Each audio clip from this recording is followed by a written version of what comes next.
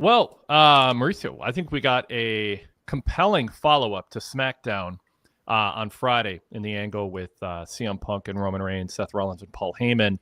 Seth Rollins delivering some compelling promo overall, but some kind of ominous words to Heyman. And I thought one of the standout lines, because Heyman, for people who don't see, he's, or just to kind of underline this, he's saying, I'm loyal to both CM Punk and Roman Reigns, and I can be loyal to both without being disloyal to either. And Seth Rollins came out and said, no, you can't do that. And then he kind of used some of CM Punk's words in a way that backed up his case. And he said, CM Punk said he didn't come back to WWE to make friends. He came to make money. Then he started getting physical with Heyman, just kind of poking his chest and light slap and really antagonizing him. And Heyman stood up to him, which was quite the moment. And I was like, okay, when has Heyman ever shown a spine? And then CM Punk ran out and was there to aid him. And that showed that Punk was being a friend after Seth had made a case that Punk had reason to not be loyal or think Heyman was loyal to him because he was sort of the last choice for War Games, and also made the case that Roman Reigns just uses Heyman and doesn't respect him. A lot of things Seth said rang true. I mean, we see a lot of that in WWE these days. And Seth's not a heel, but like Drew McIntyre making his case against CM Punk, against Damian Priest. A lot of wrestlers speak truth, even when you're supposed to boo them.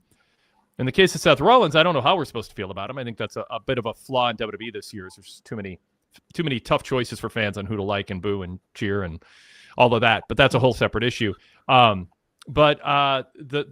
thought Seth gave a really good performance. We'll get to Jay, who also had one of the top performances of the night for sure earlier in the night. Heyman, great in this segment. So Mauricio, I just want your thoughts on what you thought of this segment, because I thought this ramped up that triple threat match. Seth called it a battle for the soul of the company or the industry. I don't know about that last line, but you are muted now. I could hear you earlier. Really? Dang it. Oh, no, you're not. That's me. Go ahead, Mauricio. That was my fault. I messed up. Yeah. It's okay. I don't know about the line of where they're fighting for the soul of the industry. I don't know if that hits, but Seth Rollins' promo, this was really good. When CM Punk revealed his favor on SmackDown, I wasn't that into it, but this angle, the way Seth Rollins just was dancing all the time around Paul Heyman, slowly poking him, this was like one of Seth Rollins' best promos in a while. I can't really put it in words. Seth when he does the Seth freaking character, he kind of can be sort of annoying, maybe go a bit over the top. Mm-hmm. I usually like it, but it can go overboard. But this time he shut that down as soon as his team's on stop playing. He just played a serious character, and it was great. CM Punk ran down. I think the stuff with CM Punk was just okay, nothing special. But that last line where Rollins tells Paul Heyman that now he owes him a favor, that was really a strong ending to this show and to this segment. So, in the idea being Seth Rollins could have stomped him, but he didn't. He didn't adjust when Heyman moved. And now you owe me a favor. I don't know what to make of that. I mean, it was just a couple minutes ago, and we have to process that. But yeah, what do you make of it? I mean, I agree. It's a compelling line. It's a conversation starter. What do you make of that? Is it a throwaway line? Like, hey, if we're is it just a way to go, I could have got you, but I didn't? And obviously Seth doesn't actually expect Heyman to go, well, now I'm beholden to you because you didn't break my neck and crush my skull. That'd be a little weird. But at the same time, Seth is saying, I took a little mercy on you. Maybe you do owe me. So yeah, what's your interpretation of that? I have this idea that doesn't really make much sense, but the first thing that came to mind is what if at WrestleMania Paul Heyman sides with Punk and with Seth Rollins, which I don't think makes a lot of sense, but yeah. I don't know. That's just kind of the vibe that I got after seeing that line at the end. It feels like a swerve for the sake of doing a swerve, but I don't know. This is like the one thing that stuck in my mind. What if Heyman sides with Seth Rollins? Just do the swerve. It's neither Punk nor Roman. Just do the surprising thing, which I don't know if it's going to be good, but at least could be interesting. What do you think? Yes, well, the chat room is chatting away on this. Kyle Fassel said, I haven't been impressed by Seth in a while. Kudos to him. And Kyle adds, does he owe him a favor for not stomping him, or does he owe him a favor because he opened his eyes on Roman and Punk, not really caring about Heyman? So I don't think in the end Seth can align with Heyman and not Punk and Reigns. That just seems crazy to me. Like, because people, there's such a history with Heyman and Roman. Roman said, if I'm not with the wise man, I'm not going to be in WWE. Punk and Heyman go so far back. Hall of Fame speech. It's the first time Heyman's really introduced his kids into canon of WWE through Punk, and sitting with his kids at the Hall of Fame speech. So to me, it's a choice between those two where Heyman lands. But I like the idea of introducing a thought that is Seth, because Seth didn't physically hurt Paul. He kind of humiliated him. He scared him, but he didn't go too far where you just rule it out. That they could align, and Seth made his case. I don't think in the end Heyman's going to go, yeah, you're right, Seth. Punk is in it just for the money. He isn't here to make friends. I'm naive to think otherwise, and Roman has disrespected me. But I think he made a case where some people sitting at home are going, you know what? Seth spoke some truth there, and gave Heyman something to think about. Mauricio, what do you think? I think I want to say Seth did say a lot of truth. Like, nothing that he said felt out of character. It wasn't at any point felt like WWE was rewriting history. It all felt true.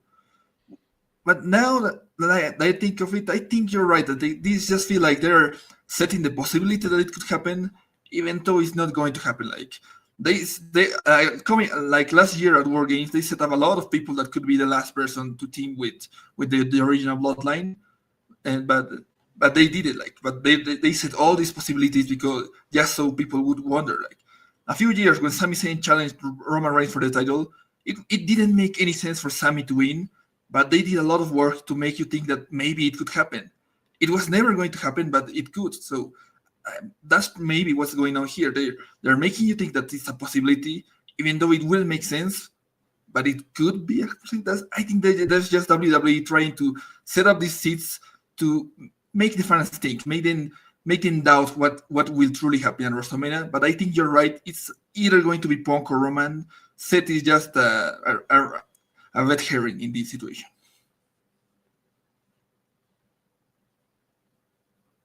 Let's introduce I had to get that out of the way early. Let's throw in a couple other chat comments here, because a lot of praise for Seth Rollins' performance in particular. Standard Deviation said, by the way, Seth also said, "Stop me when I'm telling lies." So there are a few references in there. It's a key line because that's something CM Punk says a lot. So dating back a ways. So that's just a lot of mind games by Seth here, but in a way that I think worked to serve a purpose. Kyle Fassel said Seth finally said some stuff to adds to this story. Durrell says, now this favor is how Seth gets a one-on-one match against Roman. Do you think that could be is that the top choice for a favor? Just, hey, whatever happens, I want a one-on-one, or I mean, is it too wide open to just narrow it down at this point? I don't think Seth needs a favor to do this Roman Reigns match, because and I don't know if Seth telling him and that he owes him a favor is actually going to lead to anything, because I don't think it's going to actually mean anything. Maybe it's a red herring. So yeah. And like I said, I don't think we need a favor. Seth needs a favor to book this match. They could just do this match at next year's Mania at SummerSlam. I don't think we need that part of this segment, but it could be something different, I guess. Yeah. Standard Deviation said Seth was great. Ryan Solorio says Seth was great tonight. Derek Hubbard said Rollins is an underrated and underappreciated promo performer. He is a skilled vehicle and conduit to carry a story forward. And I agree. I mean, there's been a lot of, and I get it with Seth. It's been a bumpy journey for him finding a character. What is Seth freaking Rollins? In the famous words of Steve Austin and podcasts I did with him, what is a Seth freaking Rollins? What is he? And Seth is, doing, Elton John meets Freddie Mercury meets whatever. I mean, it's everybody has, they're the bombastic over the top persona, but this was a more serious Seth. And when he gets more serious, he shines. I mean, this was a good performance from him. Ryan Solario says, to me, Seth has been a standout for the last 3 interactions. Kyle Fassel said, I think Seth was able to shine through tonight, not having Roman and Punk talking next to him. I think that's a good point. Jay in Hartford just says, what really was Seth's point of coming out? Just to antagonize Heyman, or to eventually put him in a position where he'd owe him a favor? Yeah, I mean, it's the favor thing really gained leverage when Punk came out, and I don't think Seth knew Punk was there. Heyman had to know. The character Heyman, we're to believe, knew Punk was there, and that's why Heyman stood up to Seth. But beyond that, I don't know. Dustin Mail, welcome to the chat, says Seth's character work has been a real pleasant surprise lately. And Ryan Solario adds, like the crash out at the signing, him laughing after warning Roman about Punk on Friday, and then tonight, so good. So a lot of love for CM Punk here in the chat. F with a super chat says Heyman is turning heel with Seth, right? I don't think we'd look back at that and say that was Heyman's intent all along from a storyline standpoint. But if it were to happen, this would be the moment that I think it got cemented. But again, Seth didn't cross a line where it couldn't be. I mean, I'd have to process all this. It doesn't seem to me, Mauricio, that it could be a plan that was in place going into tonight. I think it would have to be something we believe was a plan, Seth, that came together because of things that happened tonight and things that Seth said landing with Heyman in a way Heyman didn't expect. Yeah, I guess I could see it.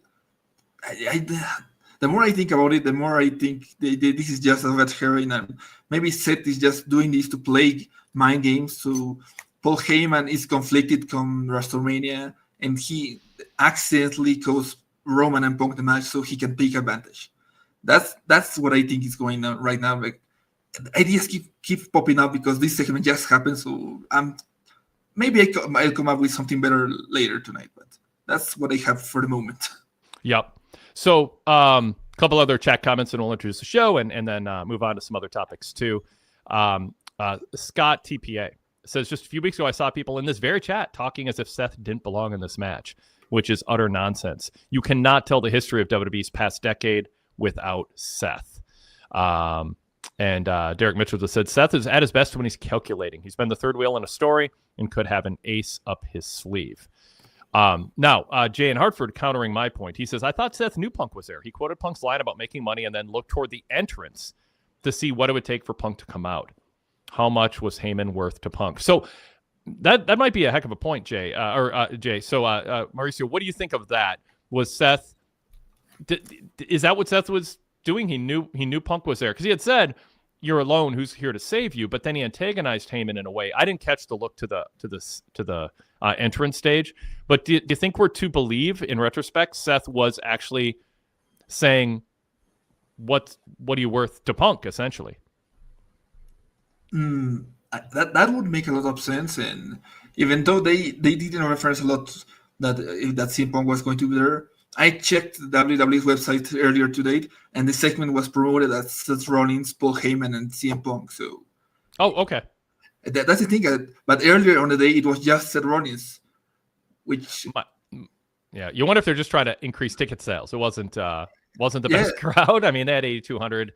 And change according to WrestleTix, but not a crowd that Cole could really brag about being a sellout or anything like that. So maybe it was a late edition or a late attempt to sell tickets, but it is a little bit of a spoiler in a way.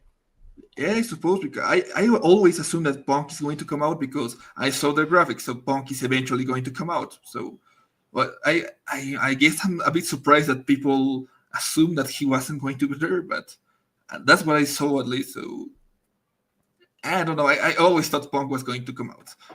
Yeah. All right. Well, we can definitely revisit this with callers, email, and more chat, but let's pause, Mauricio, and introduce the show and ourselves. This is a Wade Keller Pro Wrestling Post Show for Monday, April 7th, 2025, and I'm Wade Keller, host of the show. I'm the founder, editor, and publisher of PWTorch, which started as and continues as a weekly paper copy newsletter documenting pro wrestling history in real time, dating back to the late 1980s. and also our website, PWTorch.com. PWTorch.com is a place to go for live TV and pay-per-view and PLE coverage, including last night I covered AEW's pay-per-view on the site along with Brandon LeClaire. And coming up, of course, I'll have my report on WrestleMania both nights live. So hope you make PWTorch.com a destination in addition to refreshing social media throughout the show to see what I'm saying and keep up on what's happening, or just read the report afterwards. There's also daily news updates, flashback articles. I just posted earlier today my 30 years ago Raw report from the paper copy Pro Wrestling Torch newsletter before our website launched, years before our website launched. Fun stuff there, and great articles from a whole team of people with diverse perspectives and passions on pro wrestling. I hope you're checking out pwtorch.com every day if you're discovering what we do through YouTube or podcasting. You can also read our brand and our style of coverage there. But we are here tonight on the Wade Keller Post Show to cover Monday Night Raw. We stream live on YouTube every Monday, Wednesday, and Friday. Those are the shows that I host live on YouTube, covering Raw, Dynamite, and SmackDown. On Tuesday nights, tomorrow night, the NXT crew will be covering NXT right after NXT goes off the air. And then, as happened last night after AEW Dynasty and what will be taking place at WrestleMania, we have live YouTube post shows after major PLEs and pay-per-views. They're all available to watch live on YouTube, and then you can also download the shows, the audio version, on the podcast side of things. Just search Wade Keller on your podcast app to subscribe to the Wade Keller Post Show and the Wade Keller Podcast. You'll see a red and blue logo. Subscribe to both of them with my face on it.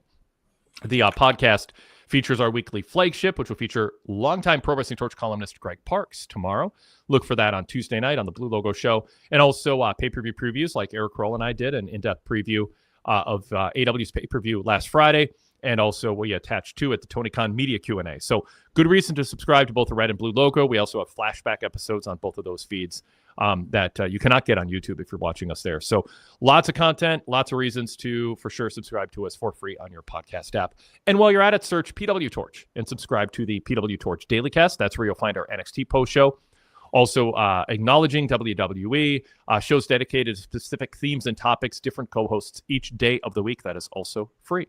So search Wade Keller and PW Torch. I don't do this enough, I'm told. Please like this show. I usually do this late in the show. Please comment below also, whether you're watching us live or on demand. That helps the algorithm with YouTube. And subscribe to our channel and set alerts so you know when we go live. But if you are stumbling upon us or new to the show or a longtime listener and haven't subscribed to the channel yet, please do that. And like each individual show if you want to help us grow. One other note, we are open for volunteer contributors as there's so much in pro wrestling to cover. I can't do it alone. It takes more than one person, takes more than a few people, and we have a great team of contributors. And if you're interested in volunteering to help fill in some of our coverage, email me at kellerwade@gmail.com. We have some open slots for written weekly columns and reports. Apply to join our team. And if you do that, that is a path to also becoming a regular co-host in rotation.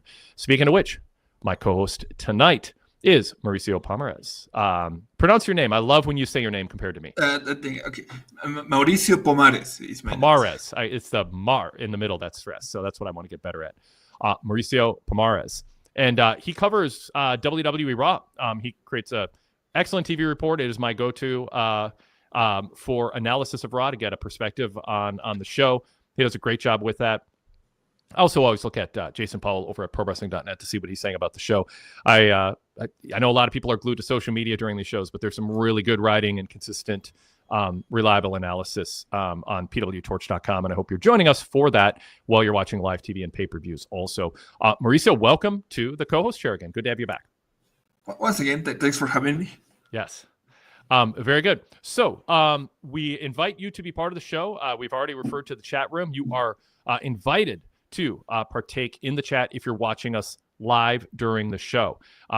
So jump on in and join. It's a good community of people, a lot of regulars, and it's always great seeing new names pop up.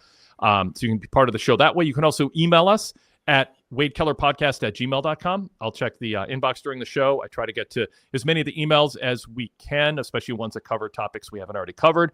That gives you a chance, if you don't watch us live and participate in the chat or as a caller, you can still be part of the show that way if you're just going to listen later. That's wadekellerpodcast@gmail.com.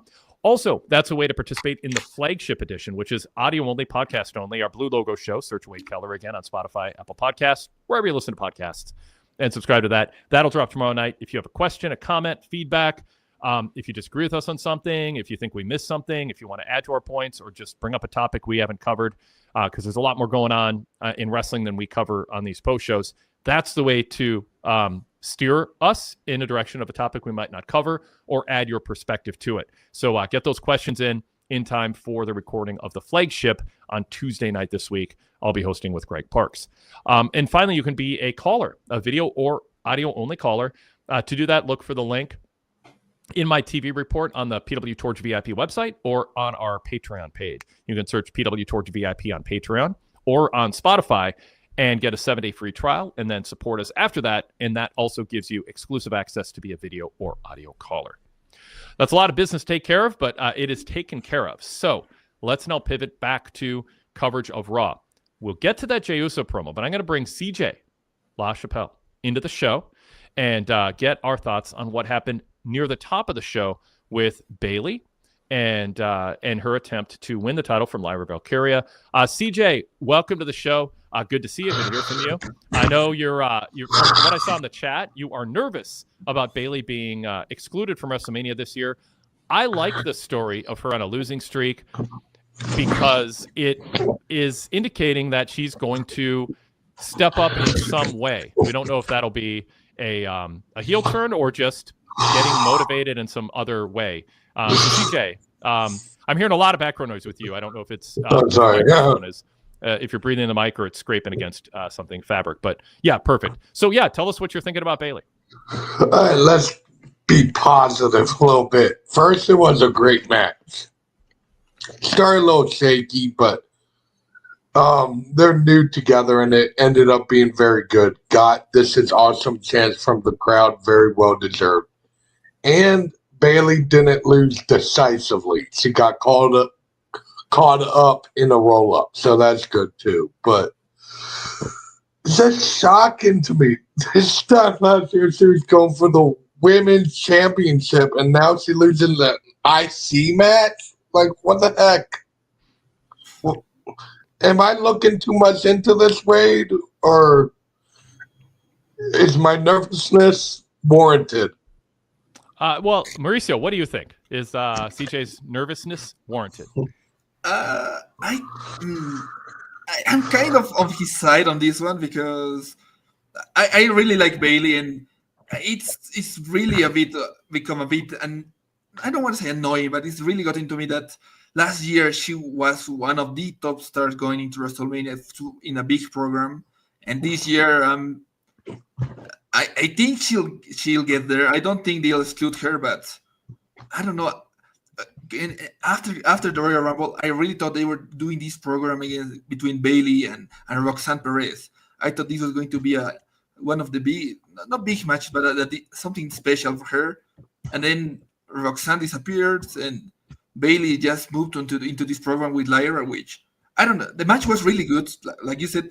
It was my match of the night, but it's really leaving this bad flavor that Bayley feels like a side character. Like maybe if she's lucky, they can do a rematch at WrestleMania.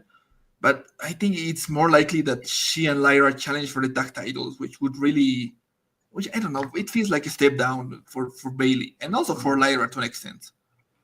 What do you say, Wade? I think Bayley is in a solid spot, CJ, right now. I wouldn't be super pessimistic about where she is. She got significant TV time, and it wasn't just here's a veteran who's there to lose to an up and comer. They're telling a story with her right now, and I think that's good when you have a story being told about you. I mean, I've made that case with wrestlers who are losing sometimes, or brought up and not getting a big push out of the gate, or it seems like they're in a down period. There's only so many slots for top wrestlers, and right now they've jammed in Tiffany, Charlotte, Rhea, Bianca. And who did I just? Oh, and Io Sky. Oh, sorry, I treated her like a third or fifth wheel there, playing into the storyline. So, I mean, there just wasn't room for her to be in a bigger spot. And I know you didn't think it was well done last year, but she got a top run last year. I would be buoyed by the story being that she's getting frustrated with losing. Now, if it's just going to get all ruined if she turns heel for you, or she doesn't have a prominent match at WrestleMania. I know somebody in the chat is saying that maybe it'll be Lyra and Bayley winning the gauntlet. Yeah, I don't know. I think there's a variety of ways they can go with this, but she is being talked about and included in a WrestleMania season storyline right now. I think that's not everybody is. I agree, and I'd be fine with her having the tag titles. It's just I'm also a little worried about seeing them tease that heel turn at the very end. Don't you think it's way too early for her to turn back heel? She's only been face for a year after 4.5 years of being a heel. So yes, I get what you're saying, but I think if she turned heel again, and normally I'm like, yeah, don't turn people heel over and over. I think it's like I said, it's like bending a comb back and forth over and over. Eventually, it just breaks. It just gives out. But I think if she turns, but she's a completely different type of heel because she's been on a different journey, she's in a different place relative to her timeline and her career and relative to the rest of the roster, they can tell a fresh story with her as a heel. What I am worried about is that she's not going to be a heel or a face, because that seems to be something Paul Levesque likes, because apparently he wants to reinvent something that doesn't need to be reinvented. I thought when CM Punk ran out, and it's hard to tell on TV sometimes, but visually it did not look like the crowd was going completely crazy for Punk beating up Seth. And you know why? They kind of like Seth, and they felt like Seth was telling the truth out there, and Seth showed up and Roman didn't.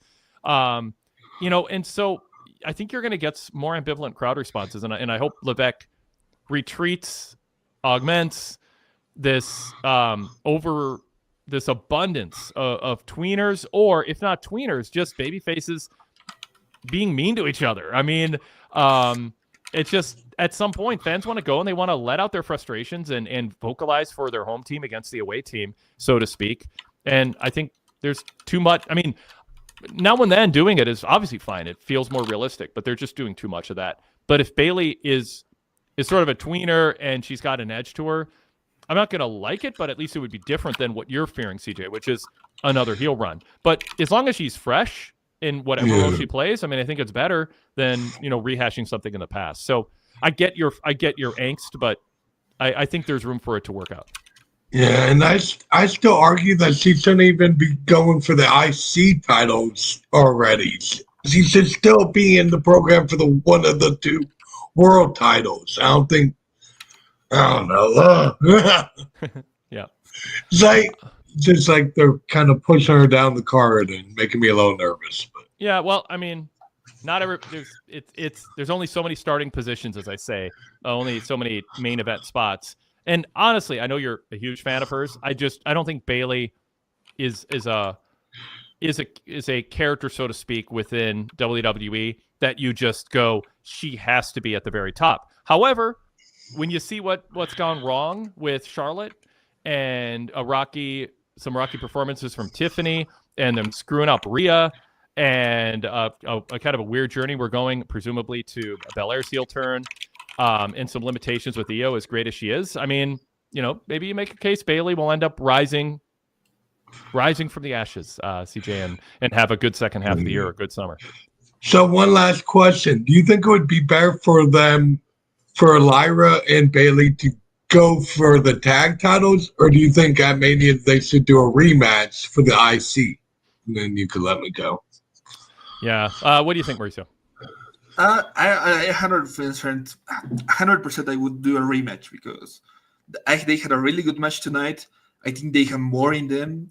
I think there's a space to do one more match, given a bit more time, and I think the WrestleMania could use one or more singles matches, because it feels like a lot of the matches at this year WrestleMania are multi-man matches.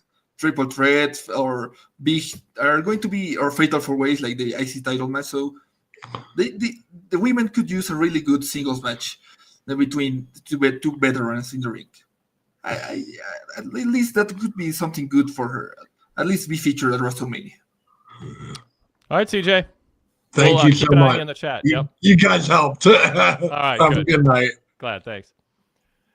All right. Let's go next to David Miller, who is standing by. David, who is another PWTorch contributor, he covers NXT as an new alt perspective reporter on NXT TV shows. David, welcome back to the program. What's on your mind about Raw tonight? Thank you, Wade. Thank you, Mauricio.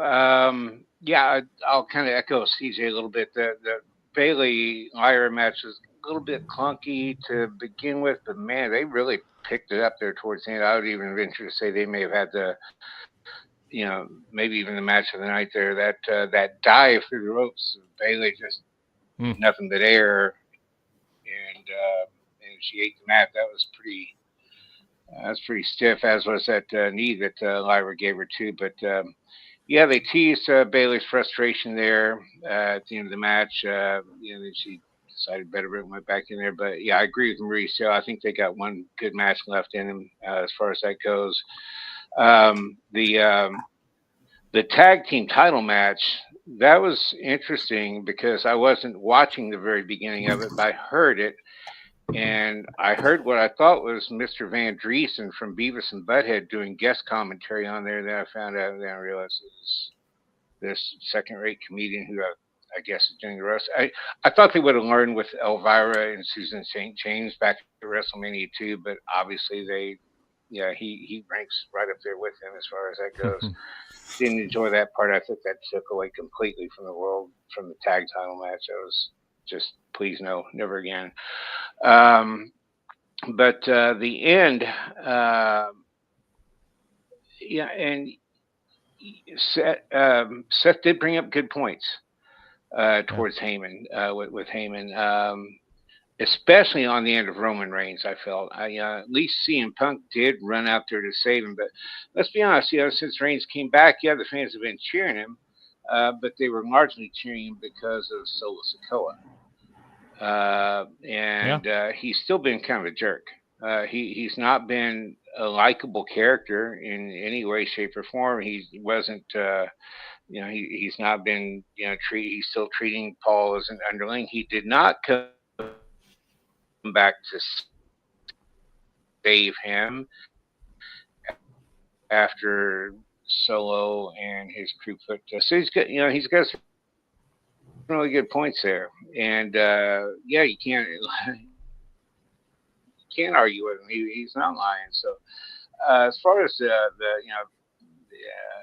Heyman owing him, and I agree, it was nice to see Heyman stand up and show a little backbone for a change. But as far as him being, I wouldn't read too much into that at this point. I don't know where they're going with this, with Heyman being involved in it. I don't see any way that he can do what he says he's going to do, which is be faithful to both without being unfaithful to either one. I don't see any way around that. But a major factor in the main event in some way, shape, or form. But I agree that Seth ramped it up. He's here the last few weeks. He's been the EOS guy to Punk and Reigns' Bianca and Rhea. He's been getting verbally pie-faced and kind of shoved into the background. But I was glad to see him have the chance to be out there by himself without having to be big-footed by Reigns or Punk. So where would you see? I can't see him going with Seth, but I'm not sure. I'm not sure where they could possibly go with this.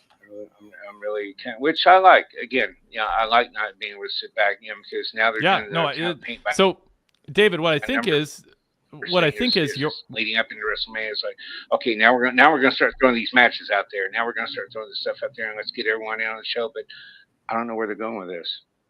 Yeah, no, and I think what we're finding out now is this match, while a bit of a suspect main event from a title isn't on the line standpoint, has a increasingly compelling mystery baked into it. And Seth added to it. I'll add to what you said, David, with a super chat from F. Thank you, F. Heyman is angry at Roman for the way he treats him, and Punk for forcing him to choose. Heyman gets revenge by aligning with Seth. Seth wins by stealing Heyman from his biggest rivals.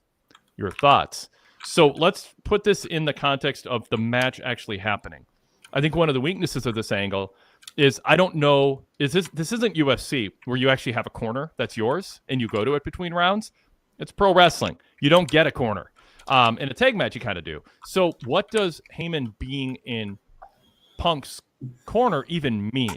That I think is missing from this and takes a little bit away from how we're supposed to kind of imagine or visualize or speculate on what happens. What it basically means is I can go to you for advice and you will stay away from Roman, or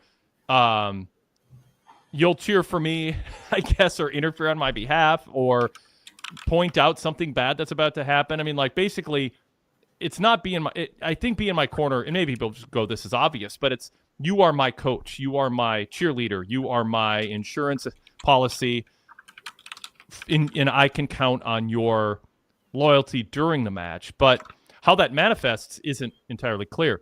Mauricio, go back to Friday and tell me what you thought of how that played out a little bit more, and then go to what F said, which is Seth introduced and as David's bringing up too, Seth introduced a compelling argument to get people actually thinking there's enough logic and backstory there where I could see something that didn't seem possible Friday or a week ago happening. Oh yeah, so based on the segment on Friday, like looking at how they said, "Oh, Roman, Paul Heyman is going to be on CM Punk's corner," like you said, I got the vibe of what does that mean? Like, is he just going to move like a few meters and stay and just do the same thing? But like you said, I think putting this idea that Paul Heyman is not, like, he's not strong on Roman Reigns yet, but CM Punk is more or less.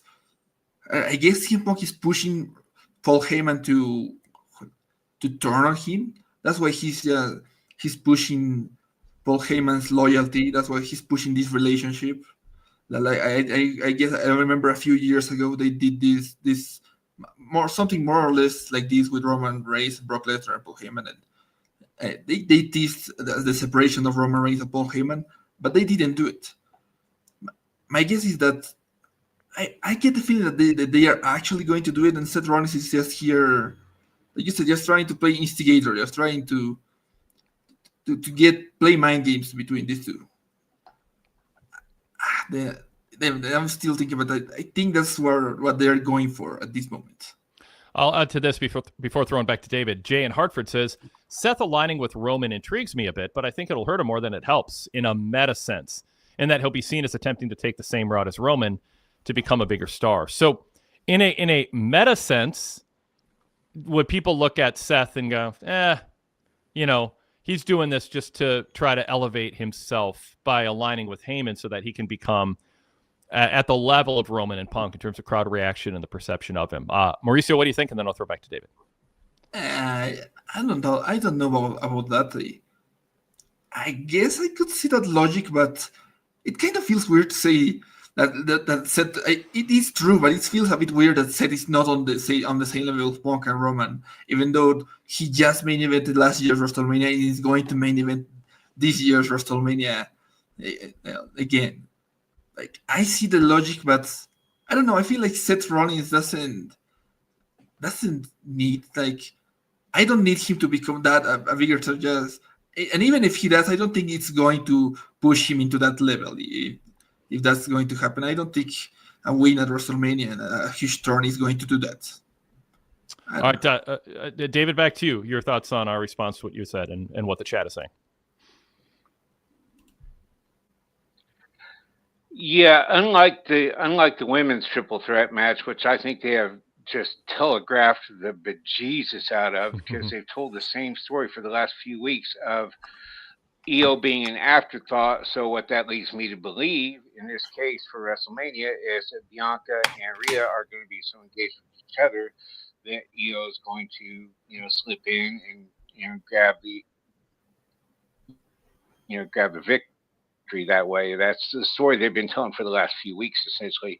With this, though, having Paul Heyman in this mix here, again, I don't see, Seth doesn't seem like the type of needing someone or wanting someone in his corner type of wrestler. I don't think he needs that. With Punk, I feel like him, and as he pointed out, Wade, there's the days of managers sitting in a steel chair in the corner of their charge. Those days are long gone. I think I see this more as a way of Punk trying to get into Reigns' head, and just simply using Heyman as a kind of a chess piece to for that type of thing. But I do not know. Honestly, there's a lot of different ways they could go with this, and I don't have a clue where they're going to go with it. And that's okay. I don't mind. I'm. Some people think unpredictability is the definition of a good angle. It isn't, but it can be a valuable ingredient. And I think in this situation, it was kind of needed. And it's. No, I was just not everything has to be completely unpredictable, but I do like sitting here like we're doing right now and trying to speculate as to which way this could go, because there's a few different ways this could go right now, and it makes for good speculation, and it makes me want to look forward to this match to see where they're going to go with it. Well, F in the chat adds to a super chat. I can just envision Heyman's "Punk and Roman broke my heart and made me do it" promo the night after Mania. Mauricio, anything you want to add to this conversation? I don't know that I have a lot more to say. This is a compelling promo that adds some thought. It could be Seth just trying to get in the head of Heyman and Roman and Punk to get an advantage. It could also be a legitimate sort of sneaky attempt to get Heyman to go, I don't like either of them. Maybe Seth, you're the true speaker I need in my life. Anything you want to add, Mauricio? I'm not sure. However, that thing that did you pull up that message that said of the Raw after Mania? I'm thinking if Paul Heyman were to turn on Seth Rollins, where is the next direction we go? Where do we go after WrestleMania? Let's say Paul Heyman helps Seth Rollins win at WrestleMania. Do we, in a sense, Paul Heyman has betrayed both Punk and Roman, so in a way you could build to another triple threat, but it would make more sense to do Seth versus Roman first, because Roman and Paul Heyman have been attached since 2020. It's been nearly 5 years already. So if it were to happen, that could be a way that you could build to Seth versus Roman maybe at SummerSlam, which could be that could be a really good program to do later down if it were to happen. Because Seth has been talking about wanting to face Roman for a long time, and there's such history there, and it's been long enough of a one-on-one headline match. Maybe it would, seem fresh again. David, anything else you want to bring up before we move on?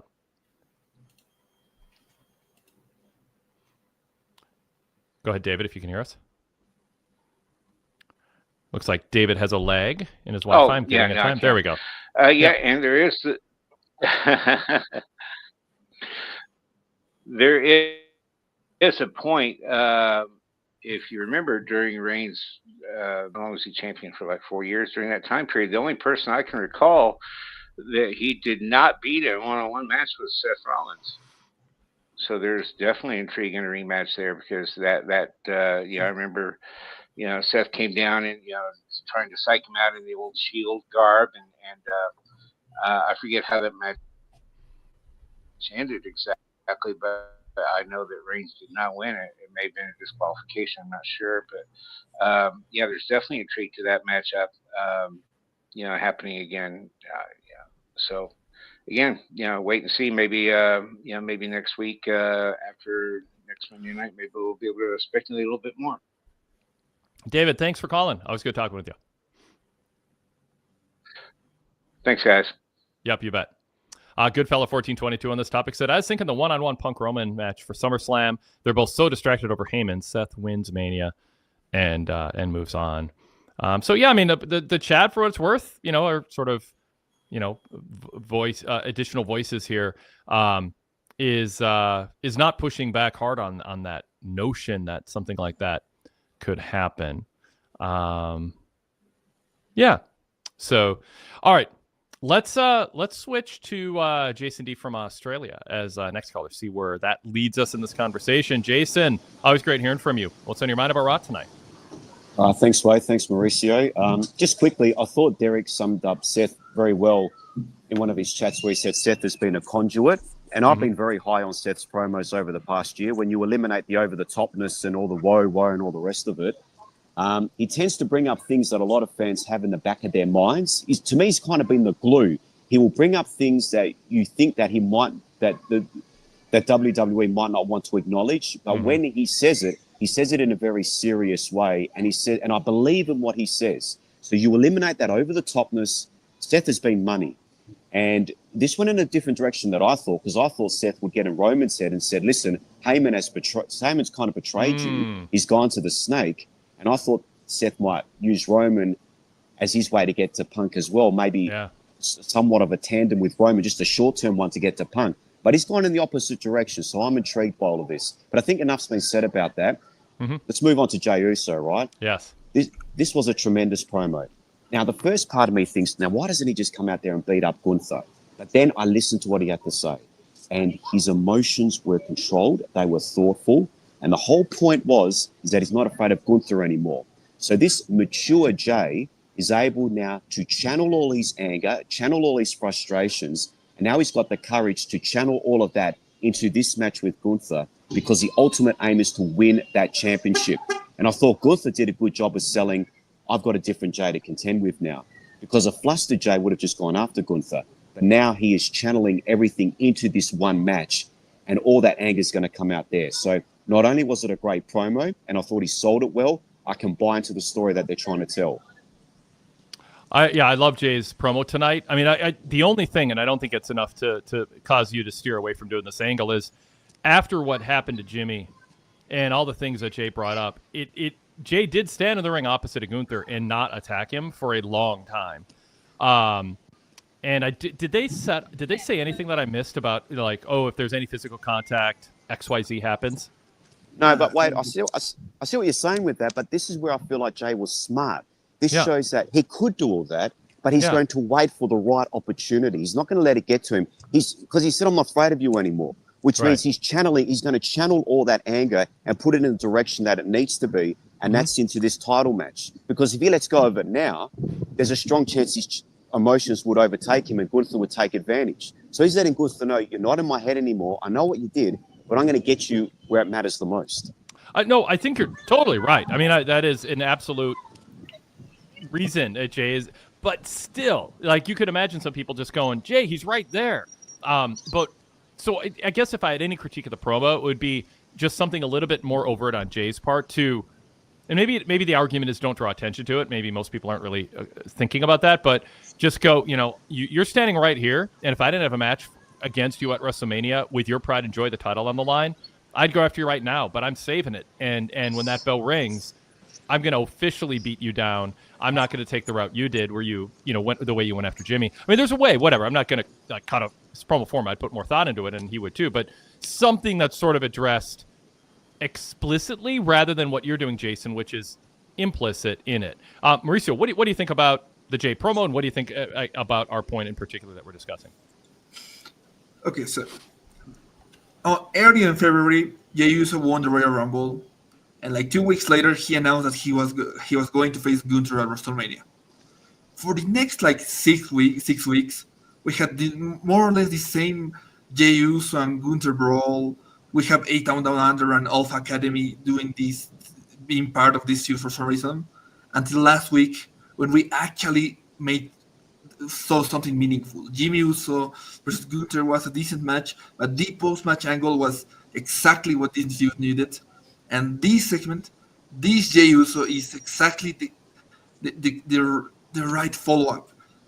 This Jey Uso is the one that got over that during the first year of the bloodline, and this this is the Jey Uso that I really liked back then, and I forgot I really liked him because he just became Jitsman for over the last few years. This was an excellent promo. Jey Uso being just flat out serious, no GT, no dancing. Even his promo was so good. He convinced this crowd to stop GTing after every single line, like which I thought was reading the promo at the start, but they shut him. But Jay managed to shut the crowd down, and ending with that line where he said that he was going to pray for the Lord to forgive him for the man that he would become. I thought that was such a great ending.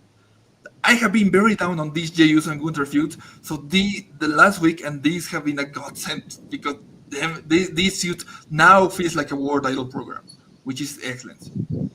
I didn't even think about that thing that you said that Jay should have addressed that he didn't, why he's not attacking Gunther at this moment. I didn't even think about that when I saw it.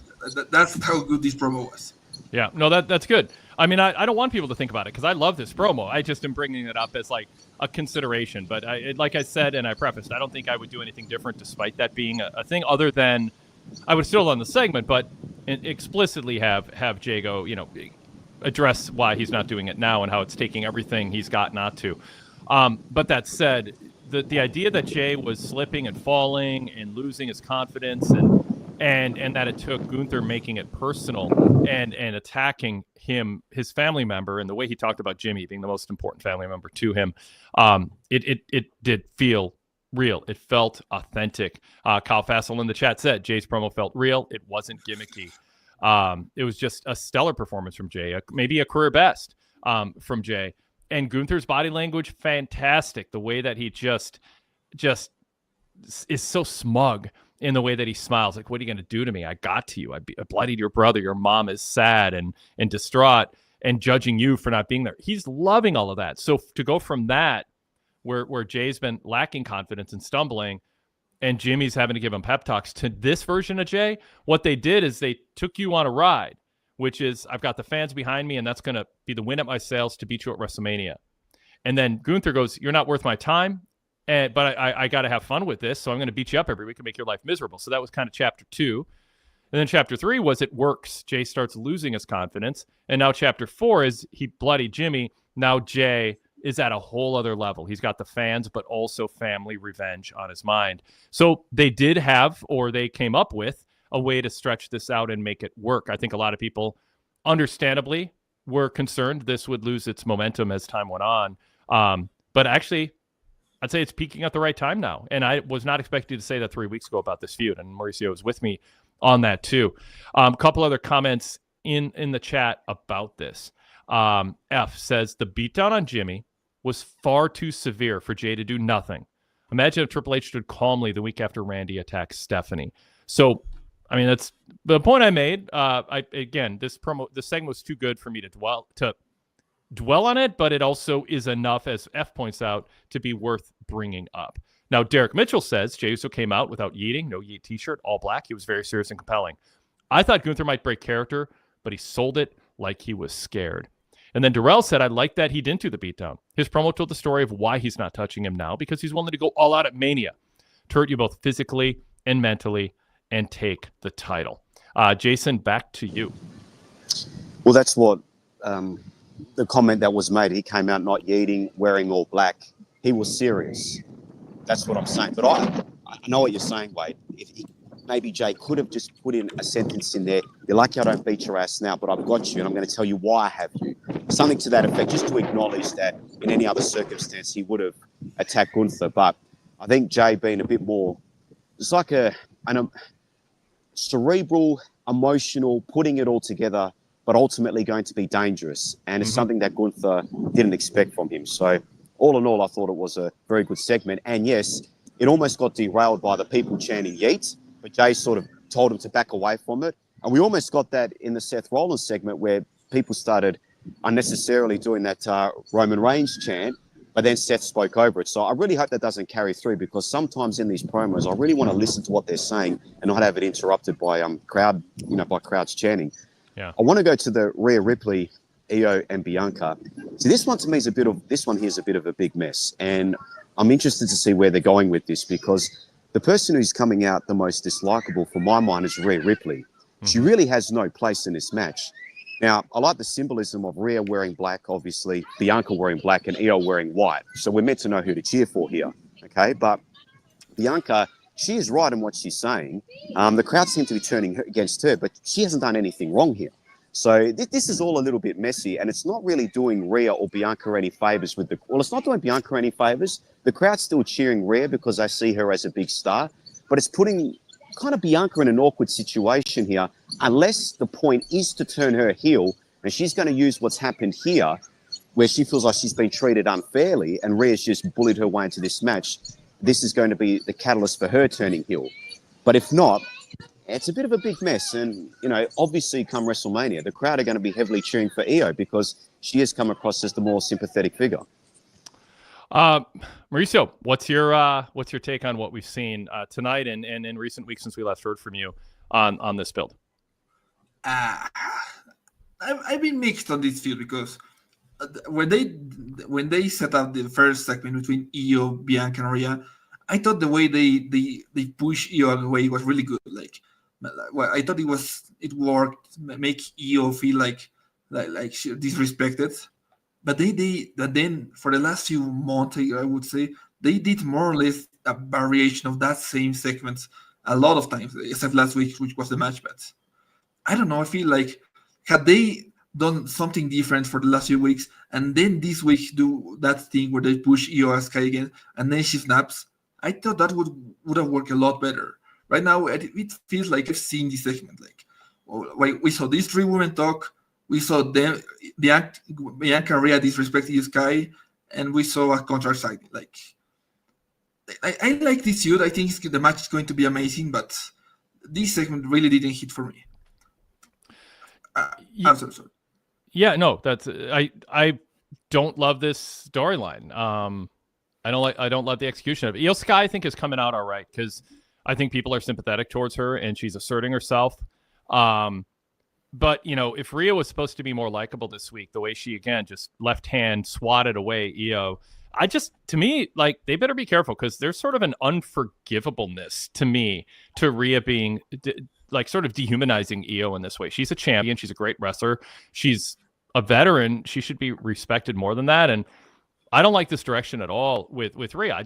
People are going to like her. She's got a level of popularity that will survive this, but I think it's damaged. I think she's coming across petulant and spoiled and illogical and temperamental and like a child. And I don't know where they think this is going to land, but it's a very bumpy journey.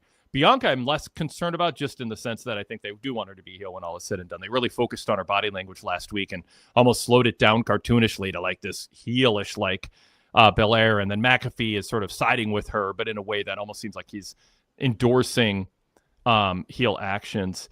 So, I think they should have turned Bianca sooner and had Rhea be the babyface and found a way to get to that being a one-on-one match. And there's other ways to pay respect to how good Io Sky is in the ring, but I don't think this is a very clunky story. I think this is just trying too hard. It's overdoing.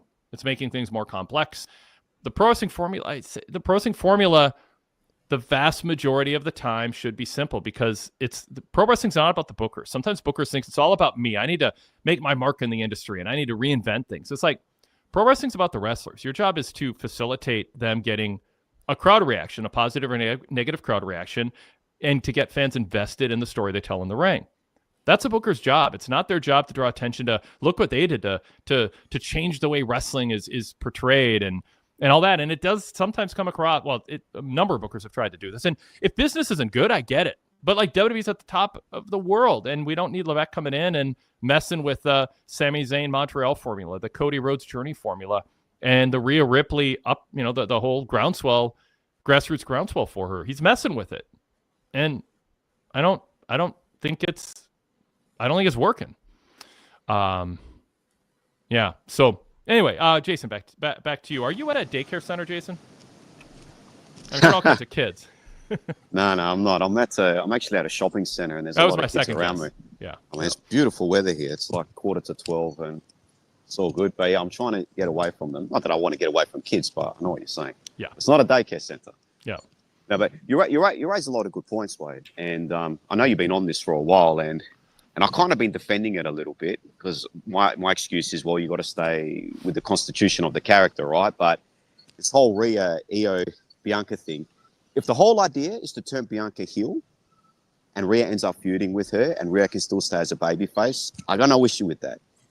But yeah, it seems a little bit messy.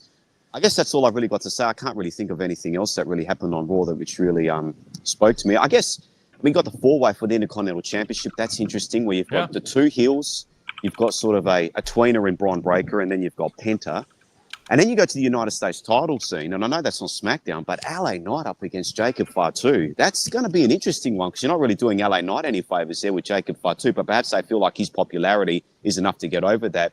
But like you said, Wade, it's just interesting. And part of me thinks that because they feel like they're on Netflix, they can get away with more of this not so clear-cut babyface and heel thing. And I don't want to say that for you to go on because I know what you're going to say to that, but do you think they feel like they're overdoing it because they're on Netflix and because Netflix have more intricate sort of type of characters, you know, that there might be one way this week or one way the next, as far as who they're liking or whatever? Do you think they might be falling into that trap without you going on 20 minutes? Because I know this is a big bugbear of yours. But I'll leave it at that, okay? Good speaking to Mauricio, and I'll speak to you guys later. Thanks, Jason.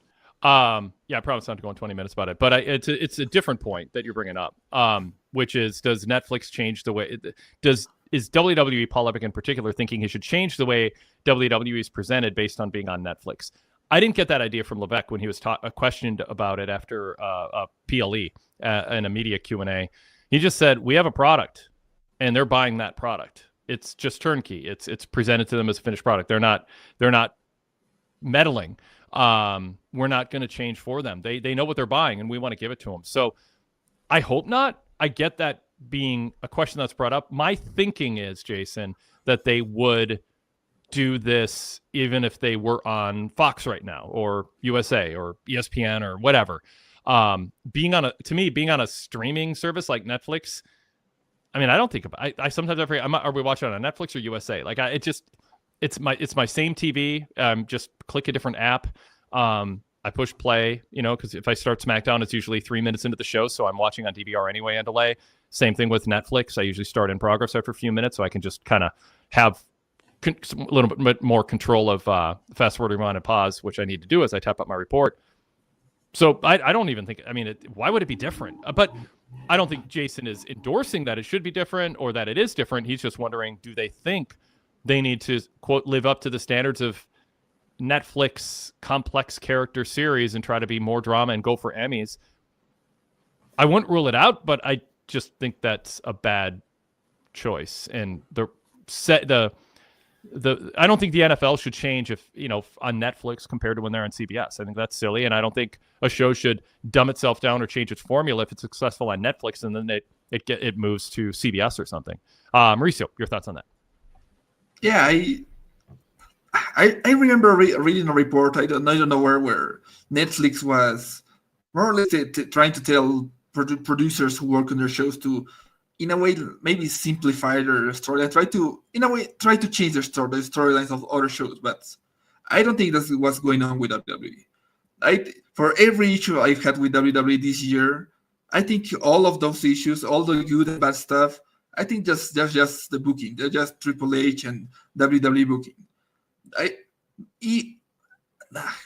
I don't think we're seeing a problem here, but I think we shouldn't fully rule it out down the line. But for now, I think this is just WWE being sometimes Triple H trying to do a bit more, or maybe more than he can. I don't think this is Netflix yet. Standard Deviation in the chat said, interesting point, Jason. Maybe subconsciously, the way they introduced episode 1 suggests they're self-conscious about how wrestling is perceived. So I guess there would be, there could be something where Paul Levesque and TKO people or whatever are like, yeah, this is our chance to take wrestling to the next level. And so we're going to drop that whole, antiquated babyface heel notion. And Yeah, that's like some new NHL commissioner going, we're going to do away with home teams and away teams, and we're just going to have little mini tournaments with, come on, that just would be ridiculous. Jay in Hartford, by the way, the super chat goes, Pierce, tonight, a reward for your unprofessionalism, going back to the kind of staying with the women's match. Mauricio, what do you think of the way that specifically was handled tonight and what Jay points out, which is Bianca, you're a terrible referee, McAfee defending it, going, well, she was frustrated throughout the match, but now Rhea Ripley, we're going to make it I have no choice. You guys were unprofessional enough, couldn't handle things, so now I'm just going to throw you all in the ring. I mean, essentially, they kind of had to go there somehow because it was so well defined. Bianca earned the match, and then it felt forced to me that Bianca's like, I don't care, I earned this, it should be one-on-one, but essentially I'm not going to complain because Rhea's pissed me off enough. I want to get my hands on her too. I don't know. I think it's WrestleMania. You should covet that one-on-one match for a title, and Rhea should have to earn it in a different way. They tried. It didn't land with that aspect of it. Didn't land with me either. Yeah, I've had issues with the way they've handled where they're like this story has been a lot about Rhea Ripley and a lot about Bianca Belair. One way maybe they could have done this different is if Io Sky was the one that angrily yelled at both of them to book the triple threat, and since she's the champion, maybe she gets a bit more considerance, because right now Adam Pearce is just going, yeah, I'm booking this because you're all three of you are annoying me. I don't know. This opening segment really left me a bit cult-like. This is going to be a really good match, but the storyline has been a bit of a mess. All right, so we've got. I want to get to JB's email from Detroit, but 316 MMA has been asking the same question for weeks in the chat, and I think we have a chance to get to it here. I think Liv Morgan has been delightful in her role in the Judgment Day. Siding with Dom, pushing Finn Balor's buttons. I think she's been really good. 311 MMA says Liv should walk into as a WrestleMania's champ, not be in a tag match at WrestleMania. Where do you think, Mauricio, Liv belongs, and where do you think she's going to end up at WrestleMania? Is the path she's on good enough, given the type of stretch she's had here dating back to last year, where she's really, I think, found her lane, and the persistence of trying to find a lane for her has paid off. I think she's in a really good spot, and you could make the argument with the success that she's had as a character, at least as I see it, that she deserves something better than it appears she's on the path to right now. So your thoughts, Mauricio? With Liv Morgan, I've had a bit of a journey on what I think about her, because I remember a long time ago we did this podcast, but I can't remember when exactly. But Liv Morgan was making a case for becoming a champion, and I really wanted her to win because I had seen a lot of Liv Morgan's work, and I thought, yeah, she has the potential to be a good champion, ignoring that weird title reign that Ronda Rousey interrupted. And then she won the title, and I really didn't like a lot of it. Liv as a character, like you said, did really good. Like her promos, she did pretty good in that aspect. But a lot of her booking just was so weird, because there were a lot of times where Rhea Ripley was booked incredibly strong against Liv, to the point that Liv just looked like an afterthought, even though she was the champion. Mm-hmm. And it all came down that after she lost the title earlier this year, it feels like WWE remembered that they can book her as an actual decent worker, because I liked a lot of her performances ever since she lost the title. Like they reminded me why I wanted her to win the title in the first place. So based on the title reign, I don't think she should have walked into WrestleMania, because I really didn't like that title reign. So no, I don't think she should have walked into WrestleMania as the champion. She's doing really fine as tag team champion. I'm still shocked by how much I enjoyed the match where her and Raquel won the tag titles. I thought I can't believe how good I see them as a tag team. If they were to book this version of Liv that's not booked so weekly, maybe they could have. I could have seen Liv walking into WrestleMania as champion and going, yeah, she deserved it. Right now, I'm once again starting to like Liv again, which shouldn't have been a problem had they booked her strongly in the first place. JC Scooby in the chat says Triple H really effed up having Liv lose the title. She's a top women's heel and should be defending at Mania. Standard Deviation says I don't think she needs the title and adds Liv has the most believable laugh in the business. Derek Mitchell says, I'm not sure why so many people think Drew McIntyre, Liv Morgan, and Bayley need to be in marquee matches at WrestleMania. All-time great wrestlers had good matches and not marquee matches. It happens. To me, I just think she's not going to be in a top singles match. It's just not going to happen. And Friday, we'll learn more about what's next for her. And I think we can continue this conversation Friday night on the post show and next Monday when we have a little more to work with. 316 MMA. Appreciate the question. All right, let's pivot to JB from Detroit's email. He's good at bringing up some angles that we don't get to in our chat. He says, hi team, did we really need another multi-person match at Mania for the IC title? It's really starting to feel like everyone gets a turn at this point. And a number of people in the chat not thrilled with how many multi-person matches there are on this show. Kyle Fassel says, kind of bummed the IC title is a 4-way. I don't think the IC title is what it used to be. It's no longer the workers title. It seems like the heavyweight belt has taken its place. Are there too many multi-person matches? And what do you think about the announcement of the 4-way in general? And then also specifically, I mean, obviously Balor and I mean, people want to see Braun Breaker just do his thing. And Penta's a rising star. But the storyline that's overshadowing it a bit is what's going to happen with Dom and Balor. Dom and Balor and Liv. So, Braun Breaker, I really like Braun Breaker. I think he's been he has been given a lot of shots to look great, and he has delivered every single time. So, I'm a little bit bummed that going into WrestleMania, the big Intercontinental title match, the storyline is not about him. It's about Finn and Dominic. Penta is there, and Braun, the champion, is also there. Which, I don't know, I think Braun has done a really good job and deserved, if not a singles match, at least a storyline that gave him more. As I already gave up on the idea that Braun was going to get a singles match a long time ago. I thought it was going to be a bigger match. I thought AJ Styles and Logan Paul were going to be in this. I don't know where Sheamus is. I thought he was going to be in this at some point, but he's also out. These four people don't. Braun and Penta excite me. Finn and Dominic not so much. So this 4-way doesn't. I don't think it's going to hit much for me. Like the match, it could be good, but I don't know. I think it's going to be more about the Judgment Day than about Braun, which is a bit annoying. Some comments. I was impressed by the match. Great camera. L. Archer says great camera shot on the spear. Kyle said, I think I missed the spear. I'll have to go back and watch. The way they're promoting Braun Breaker, charging out and hitting a spear at ringside, that was a crazy, intense spot, and they were good at replaying it also.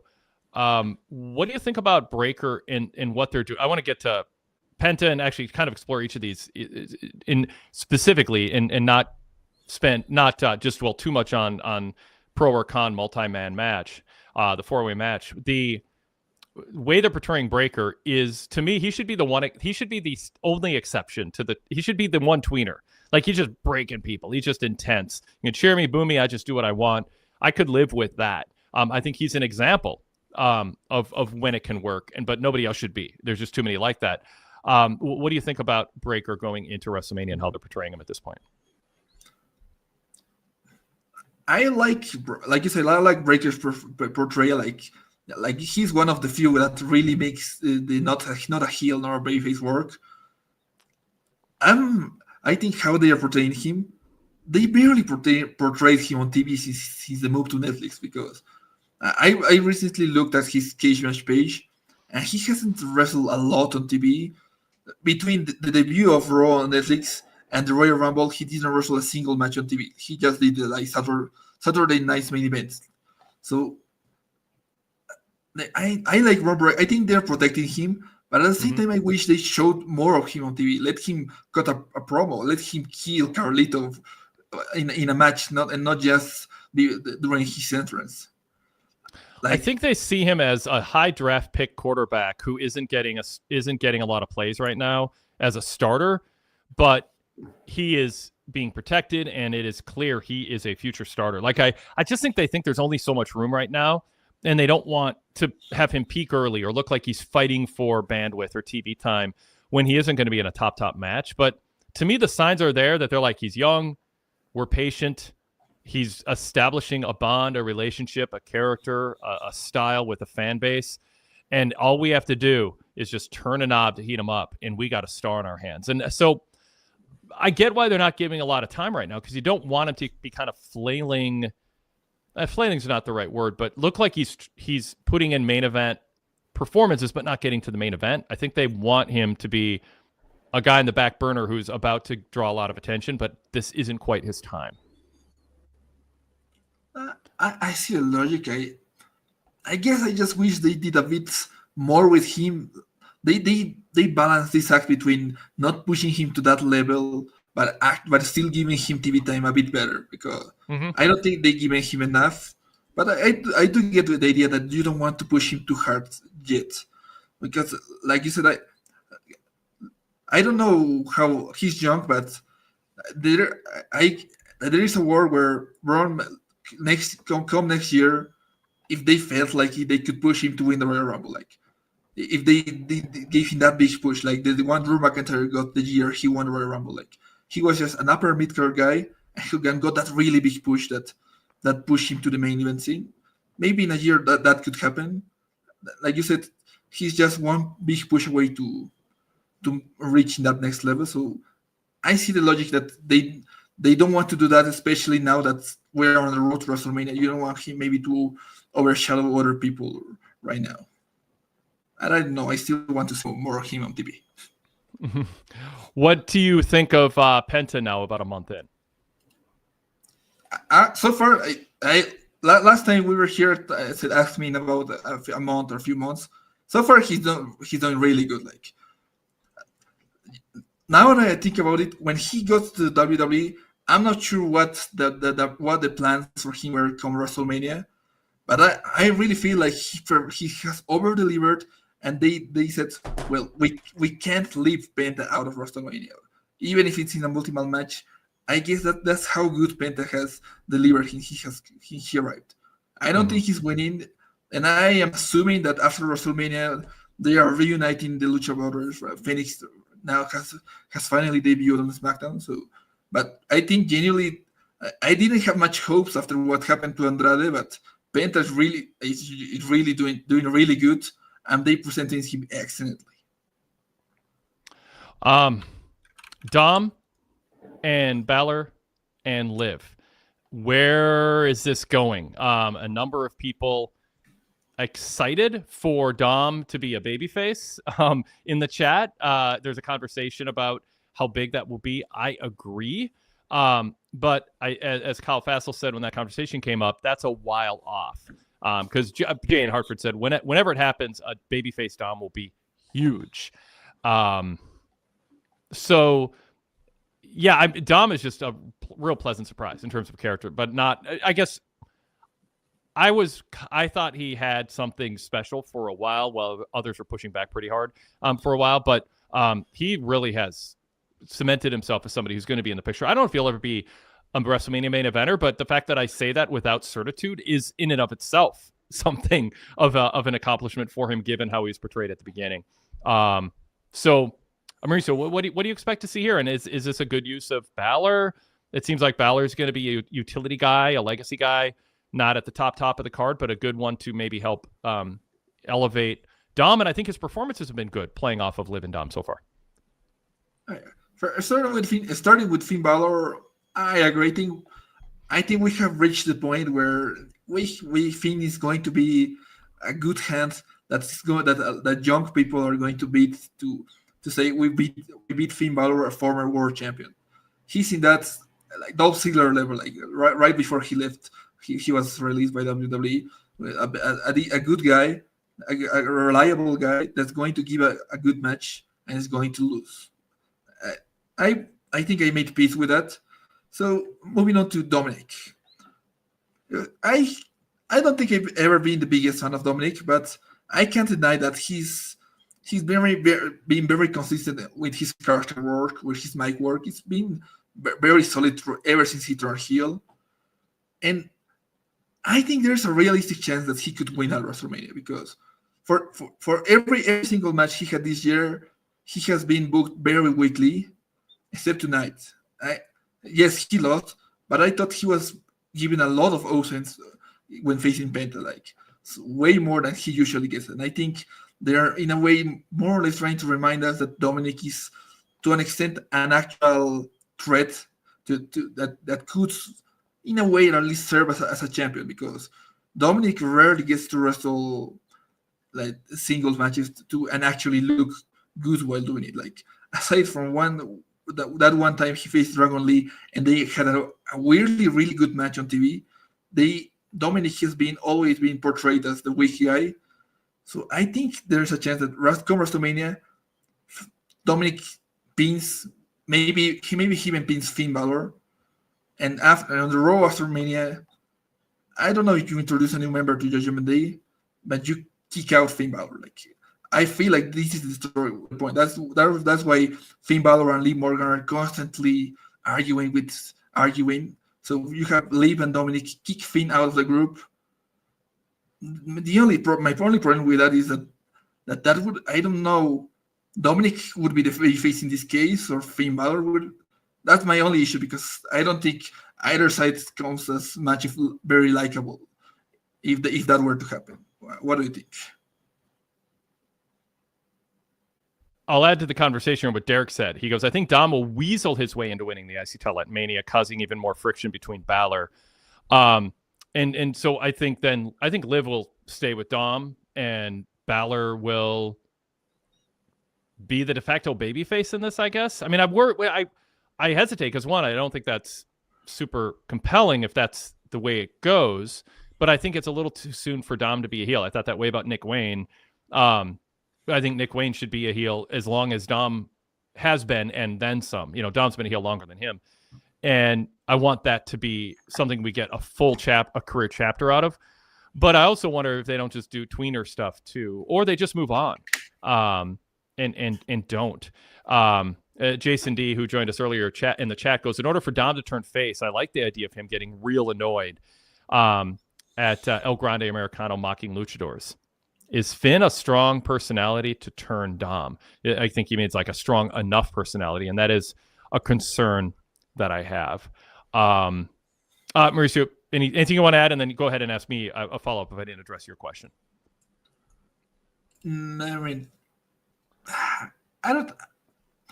think not. Like they mentioned the Finn Balor Dominic turning face because of the Grand Americano. I don't think I see that happening because I don't know. Dominic was the one that gave that in WWE storyline gave Chad Gable the contact to go to Mexico and do whatever he did there. So I guess WWE could ignore that and just move on. But if Dominic turns babyface, I don't think it's going to be because of El Grand Americana. I'll say as a sidebar, I've been asking, to what ends is Chad Gable donning a mask and pretending he's not El Grande Americano? And I think tonight we got a bit of an answer, which is it's to disrespect and make a mockery of Lucha Libre. And I think maybe people would say that was pretty obvious all along. But in retrospect, the idea of him doing it, he's done it with a kind of a deadpan delivery, but it works. And then I can see why Jason brings that up, that if El Grande Americano's around long enough, that Gable under a mask besmirching lucha culture and his dad being a victim could be enough to cause Dom to break. But I just think the timeline is too soon for that. That'd be my thinking. Okay, let's go back to JB's next point. I think it's really bad news for Bianca that she's getting the clear boos, when I'd argue that she has been more of a face compared to Rhea in this triple threat leading into Mania. Bianca actually earned her way into a title match while Rhea was awarded it by whining and crying. If this is a way to ultimately turn Bianca heel, I think that everyone would prefer that she was going to feed off the presence of being a strong face and not vice versa. It'll lack the necessary impact for momentum. That is putting it better than I have as I've tried. I think Bianca's heel turn would be better off if it was more sudden. It had that initial big impact, and we're just not seeing that. We're seeing a clunky, bumpy journey, and by the time she's officially a heel, if that's what they do, people will be like, yeah, we haven't liked you for a while anyway. Mauricio, you want to add to that or underline it?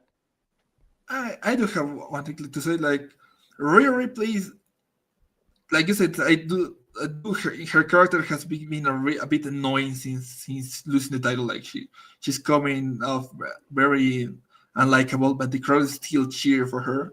And I think Rhea is reaching a weird position. I don't want to say she's as big as Roman Reigns or CM Punk, but she's in that weird place where no matter what she does, the people will still cheer for her. Like, Roman Reigns has never paid back for all the bad things he did while he was the tribal chief, the leader as world champion, but he's babyface because the people cheer for him. CM Punk has done plenty of bad things, but he's the babyface because the people cheer for him. Like, Drew McIntyre, Kevin Owens, and to an extent Seth Rollins became heels to an extent, because they were always trying. All of their actions were based on the truth, like were based on facts, and I think that's where Bianca Belair is, whether it's on purpose or not, where she's going. Like, she's going to become a heel that's justified, but because right now just because Rhea Ripley is too popular, and WWE just cannot allow the fans will not allow Rhea Ripley to turn heel unless she does something especially heinous. Like, I don't know what she could do, but think of what John Cena did. People were cheering for him until he did something very heinous. So like you said, maybe they should him be more sudden. Like, I'll actually commit to Rhea Ripley being a heel, or turn Bianca earlier. Commit to something, because right now we're in this weird space where Bianca is right, but the people are booing her because Rhea Ripley is just more popular, and it's coming off weird on TV. Yeah, well put. By the way, I'll pause here and just get a plug in a little earlier or later than usual. We encourage you to become a PWTorch VIP member. There are multiple places to do it. We are multiple platforms where you get benefits. One of them is Patreon. You can go to patreon.com/PWTorchVIP, or just search PWTorch VIP in Patreon or Spotify and get a 7-day free trial that will unlock our VIP podcast lineup and also take the commercial breaks out of our free shows. Search PWTorch VIP in Patreon or Spotify. You can also get a full VIP membership at pwtorch.com/govip. A full VIP membership includes access to our ad-free website, unlocking 35 plus years of our archives, including over 20 years of podcasts and hundreds of retro radio shows from the 90s, and our back issue collection dating back to the late 1980s, plus an Apple Podcasts CarPlay compatible podcast feed with our VIP show lineup, with a customizable feed so you can subscribe to individual favorite VIP podcasts on their own feed, so they're not crowded with all the other content we put out daily, and have multiple feeds on your podcast app, including our nostalgia shows. Throughout the week, we run our podcast series from 18 years ago that week.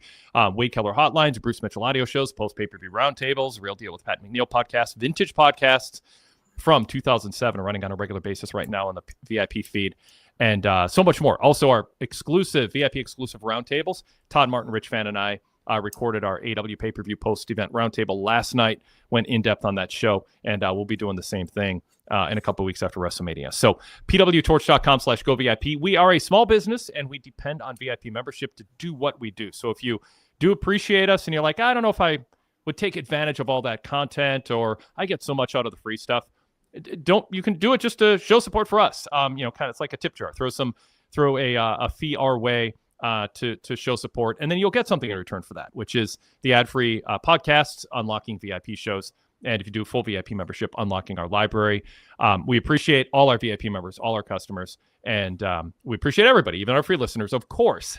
But if you want to take it to the next level, that is the way that you can do that and show support for the way we approach our coverage and the thoroughness and frequency and duration and how much fun we have doing this. So keep making it possible for us to keep doing it by showing support for us with that VIP membership. And of course, it's a great time to do it with the AEW pay-per-view last night and then WrestleMania coming up. So much going on. PWTorch.com/govip.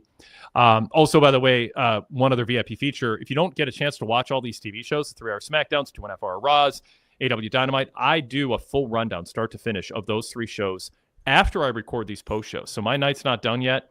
I record from start to finish a 15 to 20, 25-minute review, start to finish, of those shows. So if you don't have a chance to watch them in their entirety, you can catch up without having to read a report. You can listen to me run it down. And I know a lot of VIP members listen to that first, and then they listen to the post show afterwards.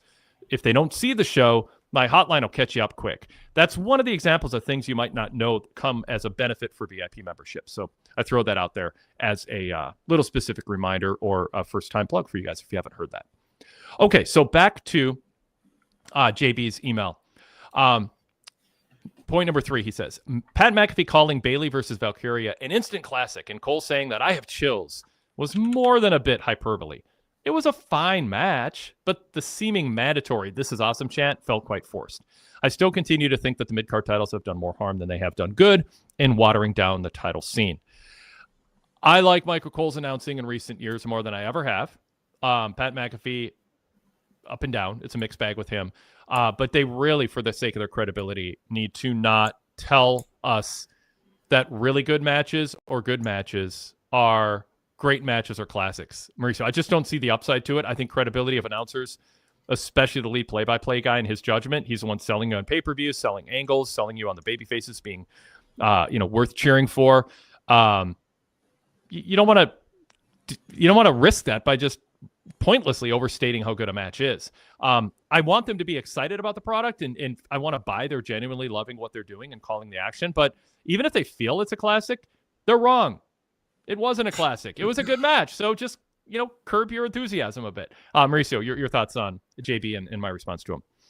I have to agree, because I thought it was a really good match, but come on.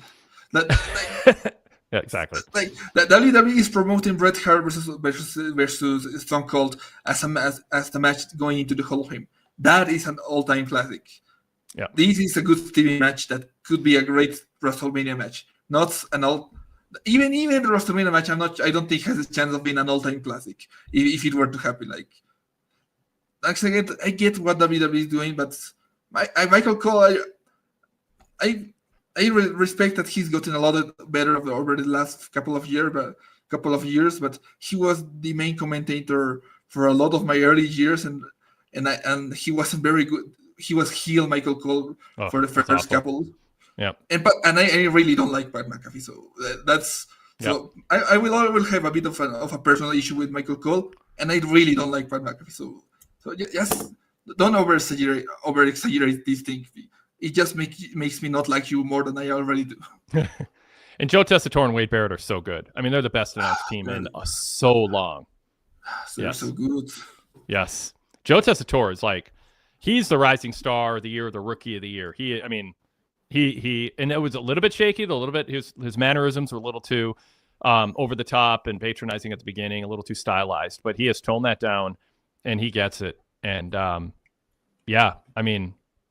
he might be my favorite announcer in wrestling right now, and I don't want to rush to judgment because he's a shiny new toy, but he's doing great work. And Wade Barrett has earned his spot too, with all due respect to Corey Graves, who it's been up and down, but Corey's a smart guy and did a lot of good work.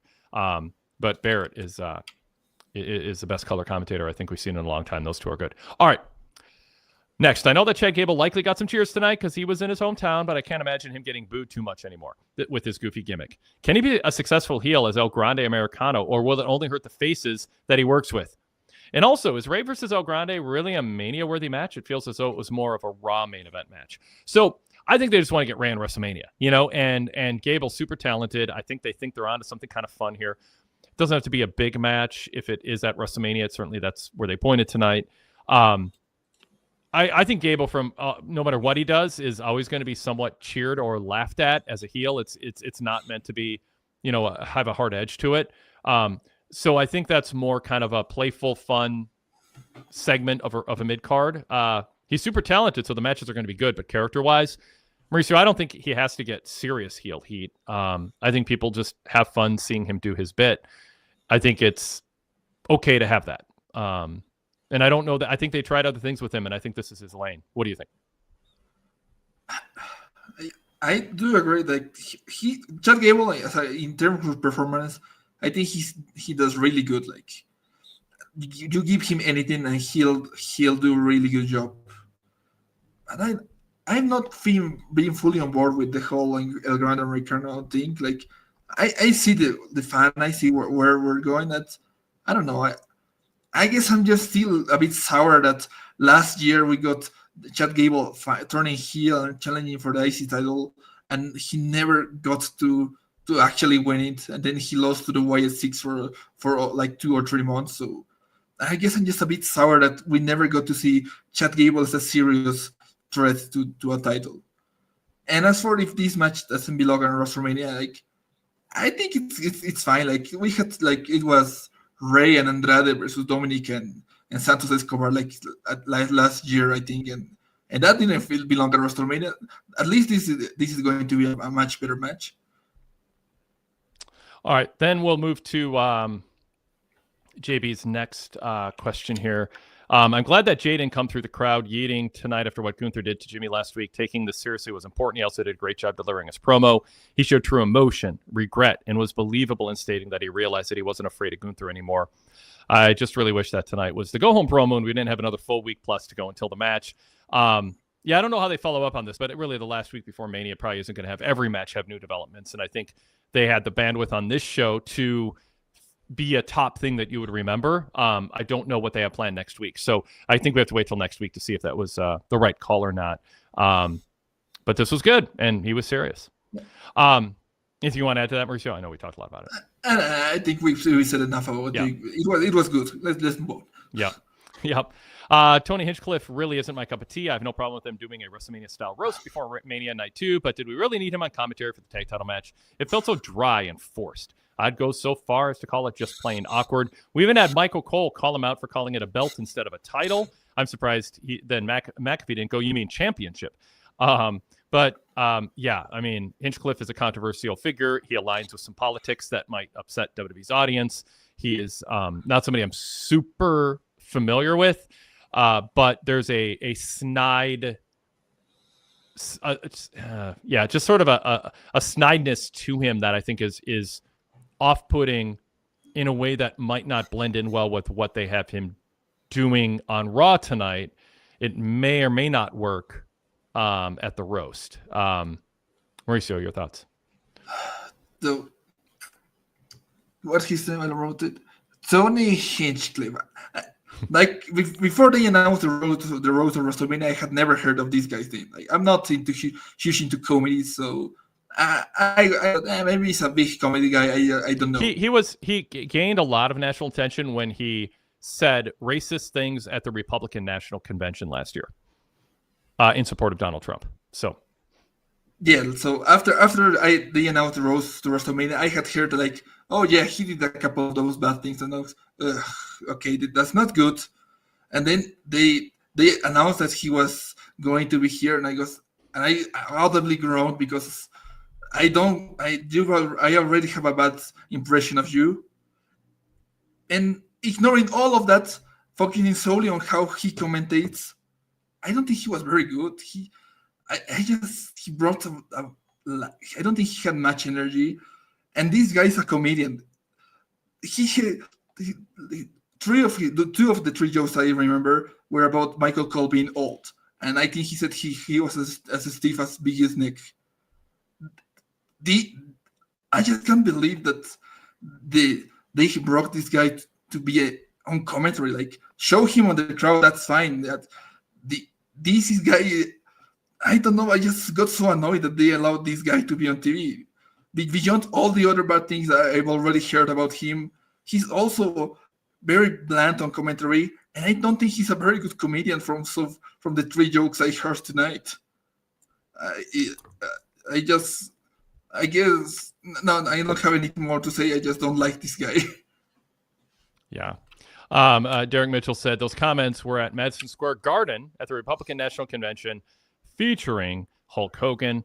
Standard Deviation says, I hope WWE doesn't become more like UFC in the sense that UFC feels like a MAGA rally in tone, and a lot of reasons to believe that based on kind of other aspects of how they promote themselves in media, and Dana White's clear positions and coziness with the MAGA stuff that's very autocratic and scary in ways I don't think people have fully that has fully landed, and it's weird and disconcerting. And yeah, I mean, I'm sure they think he's a good get because he's controversial, but that there's a very, very, very big part of this country right now that is very, sensitive to, people being shipped out to foreign prisons without due process right now. I don't know. I won't get super political, but it just seems so obvious that WWE would want to stay out of this right now with the passion that people feel and how threatened people feel, and rightfully so with what's going on. So if I'm WWE, and I don't know how, I don't think they should take lightly how much it's important for their business to not go down the road of UFC, no matter how much some of the rich white males, privileged males, feel they're going to be fine no matter what happens, and they're taking great joy in seeing some things that are going on. They have to realize when somebody like Hinchcliffe comes in, they're sending a message to fans that can change the way people look at the brand. It didn't take much for Target, a beloved brand in a lot of ways, with a big target market of a retail audience, to lose a lot of that when they caved in on some issues, and their foot traffic is going down every month for months afterwards. So, I mean, I say that just as a fact that's happening and it's in the news, and WWE has to be cognizant to that too, that it could cost them. Anyway, yeah. And yeah, Dr. Doom just says, it's strange they choose someone so divisive to promote their biggest event of the year. Al Larcher says he's fantastic. Kill Tony has done so much for giving comedians exposure over the years and honestly helping crop a new talent of comedians. I mean, fine, but doesn't change anything else that I just said about whether it's good or bad for business. My thinking is it's bad. Fanblast said, I'm trying really hard to disagree with the other side politically in this country, but it's becoming impossible. And then Derek just says, unfortunately, WWE is aligned with those politics. They just don't openly put their arms around them. And this is, moving in that direction. Yeah. All right. Finally, JB says, the New Day are getting no reaction. I was really hoping for a career revitalization with their long-awaited heel turn, but I feel as though the initial impact has passed and none of the political lightning was captured in the bottle. They're still in basically the exact same mid-card spot that they were in before the turn. As always, love the show and go VIP. Thank you, JB. Always like getting your emails late in the show because you bring up topics or put different spins on them. Mauricio, New Day, I think we might have overestimated the intent of their turn. I think they were meant to turn, but be mid-carders after the turn. I'm so disappointed, but the New Day anniversary segment from last year was one of my favorite TV segments of all wrestling. Like, about a lot of things I loved about AEW or New Japan, that the New Day was one of the best things I saw last year in terms of wrestling. And I'm so disappointed by how little they've done with it.